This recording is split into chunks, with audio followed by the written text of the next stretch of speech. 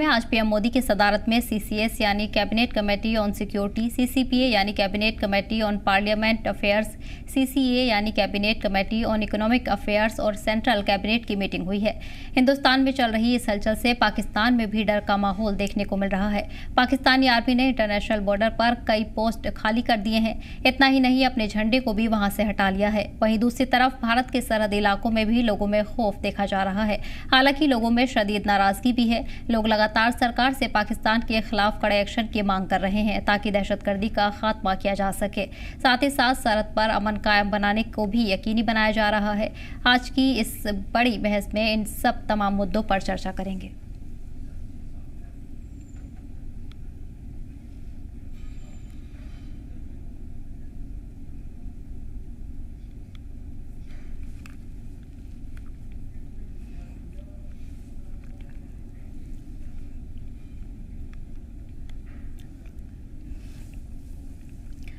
और इसी पर खास चर्चा के लिए हमारे साथ defence expert colonial SS Pathania साहब जुड़ गए हैं। पठानिया साहब, बहुत बहुत इस्तकबाल है आपका। जिस तरह मीटिंग्स का दौर लगातार जारी है और पीएम मोदी की सदारत में सभी अहम मीटिंग इस वक्त की जा रही हैं, तमाम अहम फैसले उन मीटिंग्स में लिए जा रहे हैं। चर्चा सिक्योरिटी के हवाले से लगातार जारी है। क्या लगता है आपको आज की इस मीटिंग में क्या अहम फैसले लिए गए हैं? जिस तरह डिप्लोमेटिक स्ट्राइक तो पहले ही भारत की तरफ से की जा चुकी है, लेकिन अब वक्त है कि सैन्य कार्रवाई को अंजाम दिया जाए।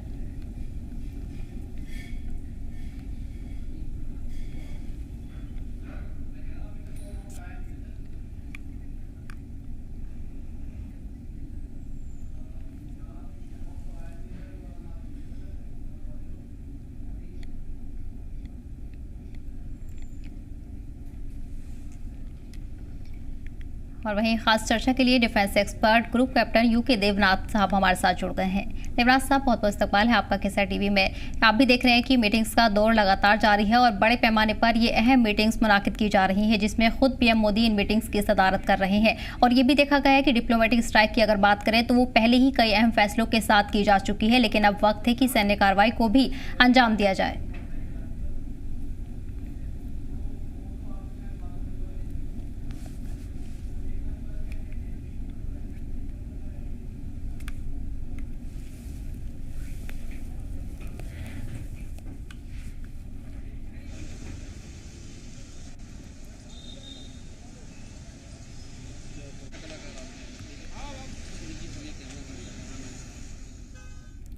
पहलगाम हादसे के बाद सरहद पर तनाव का माहौल है और इस बीच पर सरहद में रहने वाले लोग किस तरह से अपनी जिंदगी गुजर बसर कर रहे हैं, उनकी क्या सूरत हाल बनी हुई है। अगर हालात खराब होते हैं तो किस तरह वो अपनी जिंदगी को महफूज बनाते हैं। इसी को देखते हुए केसर टीवी की टीम ग्राउंड जोर पर पहुंची और उनसे ये सब जानने की कोशिश की है।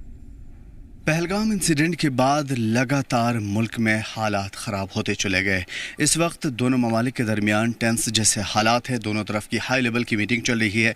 दिल्ली में सीसीएस की मीटिंग हो रही है और न जाने किस वक्त क्या फ़ैसला लिया जाए।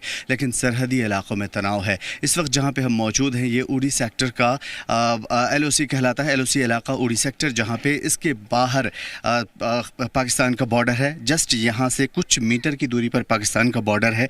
लेकिन बॉर्डर पे क्या तैयारियां हैं ये दिखाने की हम कोशिश करेंगे। जहां पे इस वक्त हम मौजूद हैं, ये बंकर है। यहां के इलाके के लोगों के लिए ये बंकर है। यहां पे वो छुपते हैं, यहां पे वो आराम करते हैं और किसी भी सूरत हाल में, ख़ास तौर पे जब हेवी शेलिंग होती है तो लोग यहां पे पनाह लेते हैं। बंकरों की सूरत हाल जानने से पहले मैं आपको बता दूं कि ये इस तरफ का जो इलाका है, इस तरफ पूरी की पूरी जो पहाड़ी है उसके उस साइड पाकिस्तान का इलाका है और ज़ाहिर है कि वहाँ से हेवी शेलिंग होती रहती है। लगातार गोलीबारी के बीच में इन इलाकों में ख़ास तौर पे लोगों को पनाह लेने की ज़रूरत पड़ती है। और पनाह भी ऐसे, क्योंकि यहाँ के जो हालात हैं कब बिगड़ जाएं कोई नहीं कुछ कह सकता। लेकिन इसकी जो छत है वो काफ़ी मोटी बनाई गई है। अगर मैं दिखाने की कोशिश करूँ तो ये बहुत मोटी छत है, करीब करीब 2 बालिश्त मोटी है और उसके ऊपर बड़े बड़े पत्थर हैं और उसके ऊपर टायर्स लगे हुए हैं। इमरजेंसी के लिए यहाँ पे वाटर टैंक है कि अगर इस कई दिनों तक लोगों को यहाँ रहना पड़े तो कम से कम लोगों को पानी मिल पाए। यहाँ पे पूरी बस्ती चारों तरफ मौजूद है और इन बस्तियों में लोग रहते हैं, मासूम लोग रहते हैं, लेकिन चूंकि पाकिस्तान की जानिब से लगातार सीज़ फायर की खिलाफ वर्जी की जाती रही है, इस वजह से उन तमाम तर चीज़ों को देखते हुए सरकार ने ऐसे बंकर्स हर जगह तामीर करवाए हैं। कुछ इमरजेंसी यहाँ पे विंडोज़ हैं, यहाँ पे पाइपलाइन अंडरग्राउंड में पहुँचाई गई है ताकि यहाँ से फौरी तौर पर लोगों को पानी मिल पाए। तो ये पाइपलाइन के थ्रू लोगों को पानी जाता है, यानी दो सिस्टम से बनाए गए हैं और किसी भी सूरत हाल में लोग यहाँ पे पनाह ले लें, आसानी से उनकी जान बचे और कुछ भी प्रॉब्लम उनको ना हो।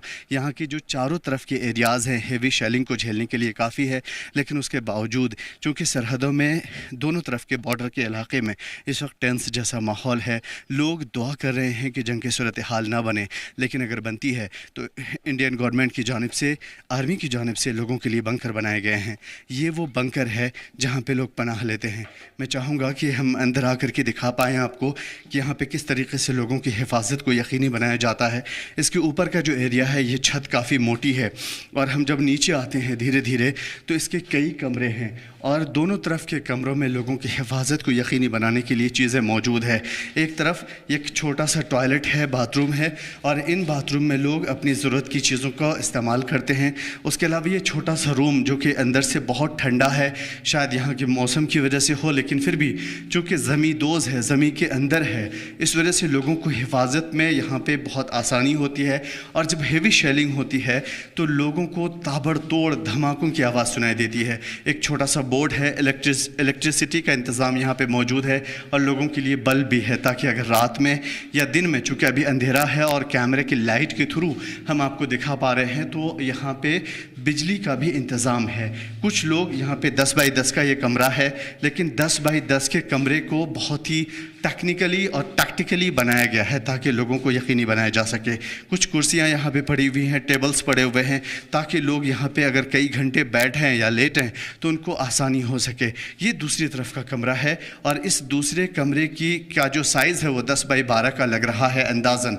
इन 10 बाई 12 के कमरे में चूँकि ये दीवारें अगर यहाँ पे ख़राब हो रही हैं तो उसकी वजह यह है कि इसके उस परत ये ज़मीन के नीचे बना हुआ ये दीवार है, तो ज़ाहिर है कि वहाँ से पानी रिस करके इन दीवारों में आ रहा होगा, लेकिन ये दीवारें काफ़ी मोटी बनाई गई है।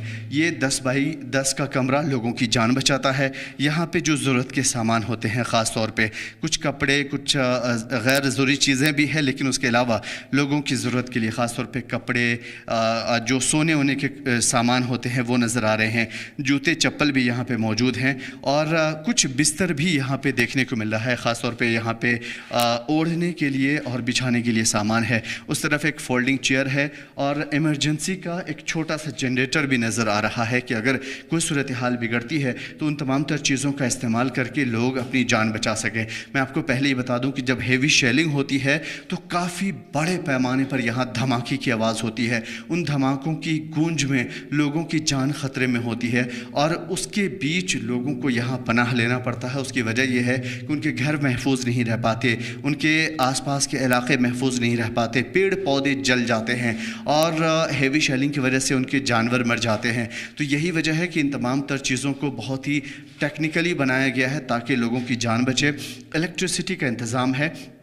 उसके साथ साथ यहाँ पे इतनी जगह है कि अगर गांव के लोग रहें, इसको 2 भाग में बनाया गया है, 2 पार्ट में बनाया गया है कि अगर यहाँ पे बड़ी तादाद में लोग आएँ और सोने की जगह ना मिल पाए तो एटलीस्ट बैठ जाएं। यहाँ पे चेयर्स लगी हुई हैं, कुर्सियाँ लगाई गई हैं और लोगों को बचाने के लिए हर मुमकिन यहाँ पे कोशिश की गई है। जो दीवारें हैं यहाँ पे एटलीस्ट बहुत चौड़ी चौड़ी दीवारें हैं, इन दीवारों को भेद पाना थोड़ा मुश्किल है, लेकिन ये हेवी शेलिंग से बचाता है। अगर इसके बाद की सूरत हाल बिगड़ती है, अगर इससे ज़्यादा कुछ होता है या लॉन्ग टर्म में लंबा काफ़ी दिनों तक ये वॉर की सूरत हाल अख्तियार कर जाता है तो लोगों के लिए मसाइल क्रिएट होंगे, लोगों के लिए प्रॉब्लम्स क्रिएट होंगी और लोग फिर इन बंकरों में क़ैद हो जाएंगे। हालांकि ये जो पूरा इलाका है यहाँ से लोग अभी अमन चैन से रह रहे हैं, कुछ लोग यहाँ से जा चुके हैं, बच्चों को दूसरी सिटी भेज दिया गया है ताकि वो महफूज रह सकें। उसके अलावा यहाँ पे आर्मी की हेवी जो डिप्लॉयमेंट है वो देखने को मिल रही है और साथ में सबसे बड़ी बात यह है कि यहाँ के लोग मस्जिद व महराब से दुआएँ कर रहे हैं कि हालात किसी भी तरीके से बिगड़े ना।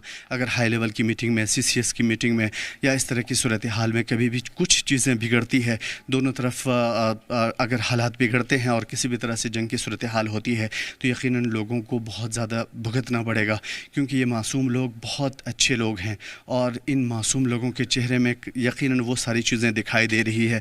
अगर मैं एक लफ्ज़ में बताऊं तो यहाँ पे सन्नाटा है, दूसरी तरफ बॉर्डर का इलाका है, उस तरफ पाकिस्तान का इलाका और इस तरफ हिंदुस्तान का। अगर इस तरह की चीज़ें, जो चीज़ें हम देख पा रहे हैं, उसे साफ ज़ाहिर है कि ये खामोशी एक बड़े तूफ़ान के आने से पहले की खामोशी है। हम सिर्फ यही दुआ कर सकते हैं कि किसी भी तरह के हालात ना बिगड़े, ये मासूम लोग कहीं अपने घरों को छोड़ कर के कोई दूसरी जगह शिफ्ट ना हो या कई कई रात तक इन बंकरों में ना गुजारें, उनकी ज़िंदगी ख़राब ना हो। बच्चे यहाँ नज़र नहीं आ रहे हैं, मवेशी या फिर उनकी जो भी संस्कृति यहाँ की है, जो तहज़ीब व सक़ाफ़त है, उन सब से विलुप्त होकर के लोग खामोश है, वो बातचीत नहीं करना चाहते, वो अमन चाहते हैं और अमन पसंद शहरी हैं। और यही वजह है कि इस वक्त की जो हालात हैं उसमें साफ़ तौर पे ज़ाहिर है कि आने वाले फ़ैसले में पल पल हालात बदलने की ताकत है और अगर ये हालात बदलते हैं तो लोग मुतासिर होंगे। ग्राउंड ज़ीरो पर किसी TV की टीम मौजूद है। कैमरामैन अशरफ वानी के साथ मैं आमिर अहसन, उड़ी। और इस बीच सिक्योरिटी ज़राए के हवाले से बड़ी खबर आपको बता दें, भारत ने पाकिस्तान को चेतावनी दी है। सरहद पर सीज़फायर की खिलाफ वर्जी लगातार की जा रही है। पाकिस्तान की तरफ से सीज़फायर की खिलाफ वर्जी देखने को मिल रही है, जहां दोनों मुल्कों के बीच DGMO की बातचीत हुई है। सीज़फायर के खिलाफ पाकिस्तान को चेतावनी दी गई है। आपको बता दें कि भारत की तरफ से लगातार सख्त कदम उठाने की तैयारी की जा रही है। इसी सिलसिले में मीटिंग्स का दौर लगातार जारी है। आज भी PM मोदी की सदारत में कई अहम मीटिंग मुनाकिद की गई है, जिसमें बड़े आला अफसरान शामिल हुए हैं और इस सिलसिले में भारत ने पाकिस्तान को चेतावनी जारी कर दी है। सरहद पर सीज़फायर की खिलाफ वर्जी के चलते ये चेतावनी दी गई है। दोनों मुल्कों के बीच तनाव चरम पर है और इसी सिलसिले में कई अहम मीटिंग मुनाकिद की गई है। आज भी सिक्योरिटी रिव्यू मीटिंग की गई है, जिसमें PM मोदी खुद शामिल हुए, साथ ही सिक्योरिटी के भी आला अफसरान इन मीटिंग्स में शामिल हुए हैं। अहम कदम उठाने की तैयारी भारत की तरफ से लगातार की जा रही है। इस बीच भारत ने पाकिस्तान को चेतावनी भी जारी कर दी है। आपको बता दें कि सीज़फायर की खिलाफ वर्जी लगातार देखने को मिल रही है। जहां पाकिस्तान की तरफ से सीज़फायर की खिलाफ वर्जी की जा रही है, वहीं भारत की तरफ से सख्त कदम उठाने की तैयारी है।